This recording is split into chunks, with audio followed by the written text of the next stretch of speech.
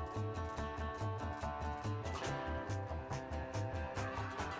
right, we're live on Leech Lake in Walker. We're at the city docks. We are at the city docks. We've got people sitting out on their dock this morning, a couple of kayakers right in front of us. Sun is up. There's some people out fishing on the lake. Why not, Why right? not? I mean, especially on a morning like this morning. It's a little chilly up here, going to be completely honest. But when you get to the cabin and there's sunshine like this, doesn't matter how cold it is. You just want to get outdoors. You're not complaining. And so much to do outdoors, including a pretty amazing trail here in the Walker area. The Heartland Trail is northern Minnesota's oldest paved trail. 27 miles of paved trail from Walker to Park Rapids. In the summer, of course, you get bikers on there, joggers, walkers. In the winters, it's still a busy trail. Snowmobilers. That's really fun, too. Super fun. An unpaved portion of the trail goes another 20 miles north of Walker, so just a huge trail, and it connects into the Paul Bunyan Trail system as well. I didn't know if you wanted to go for a run with me later. It starts just like right over there. Oh, boy. You want to do that? I could probably make... Just right over there. Jamie usually goes, what, how many miles? 6 or 7. I'll go like 10 feet. But I have been on vacation, so I need to get back up to that. Well, we're talking vacation. You think maybe about a trip to a winery. You think grapes, lots of grapes, big vineyard, right? Well, that's what you would think.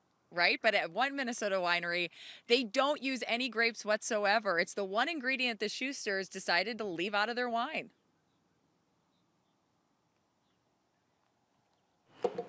Laporte's a quiet community with a population of a little more than 100 people. This was sweet, sort of. That's where Paul Schuster and his wife Sharon started Forestedge Winery 15 years ago. To be in a position where we would be able to work and not have to go anywhere, to have the type of lifestyle where you're doing what you like to do, and we like to make wine, we like to meet people. The two spent years as traveling artists making cooking tools when they decided they needed a change. The next station is a corker. The Schusters, along with a good friend, decided to take a risk on something new to the area. The whole culture, the whole business is relatively young in Minnesota. Becoming the 9th winery in the state. There aren't any that are quite like this one because we don't have any grapes. And that's what sets them apart. What we're trying to do is create a wine that's table quality wine that's enjoyable to have with food, to have like you would any other kind of wine, but not to use grapes, and instead use what grows here naturally. They use about 30 different types of locally grown fruits to make their wines, including raspberries, strawberries, black currants, and even rhubarb. The problem that the grape growers have is the fruit doesn't end up being wine very well if it's been frozen first. The fermentation process doesn't take too long. The fermentation can take 3 weeks or it can take 3 months depending on what kind of fruit it is and what the yeast likes to do with it. But the Schusters prefer to age the wines in these huge stainless steel tanks for at least 2 years before bottling them up. We do enter 3 or 4 international wine competitions every year. Paul admits they're still learning new things 15 years later.